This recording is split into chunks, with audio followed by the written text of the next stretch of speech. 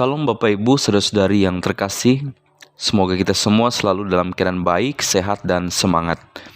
Saya Pendeta Wono, melayani di Resort GK Melawi, Kalimantan Barat. Terima kasih kesetiaan Bapak Ibu, saudara-saudari yang setia mendengar program Berita Selamat Jadi Dumah.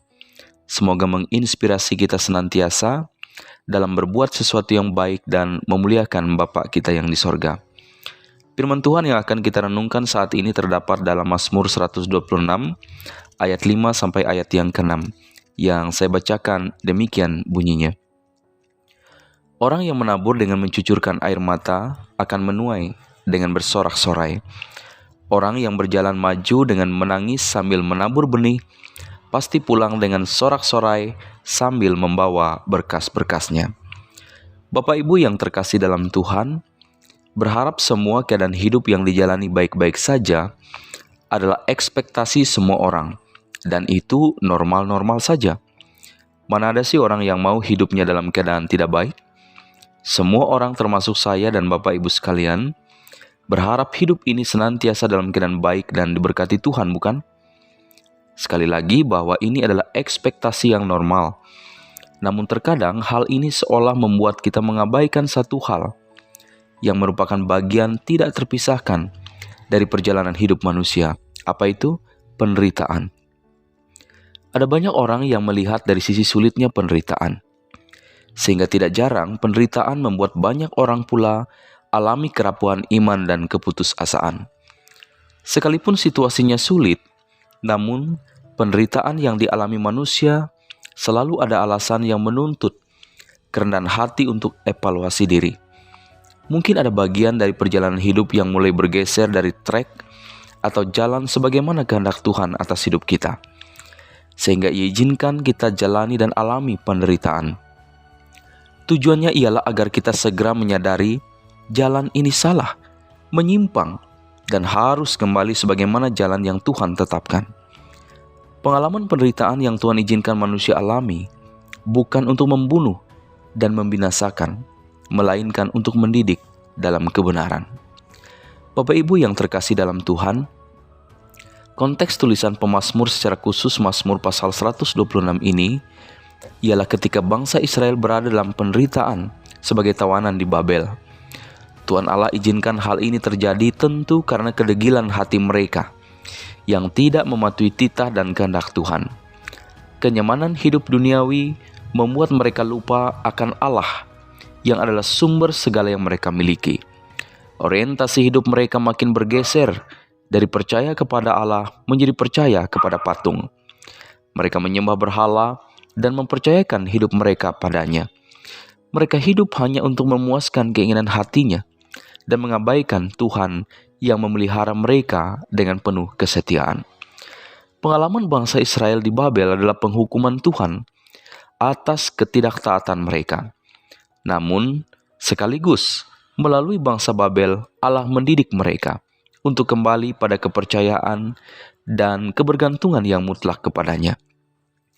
Internalisasi atas penderitaan yang mereka alami membuat mereka menengadah ke atas, bersedih atas dosa dan kebersalahan yang mereka lakukan di hadapan Tuhan, bertobat dan berseru kepada nama Tuhan.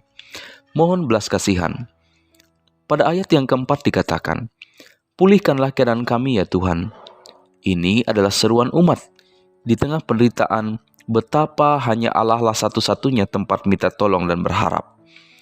Mereka terus berdoa karena mereka yakin bahwa Allah akan membebaskan mereka dari tawanan dan memulihkan mereka seperti memulihkan batang air kering di tanah Negeb, seperti air sejuk bagi jiwa yang dahaga.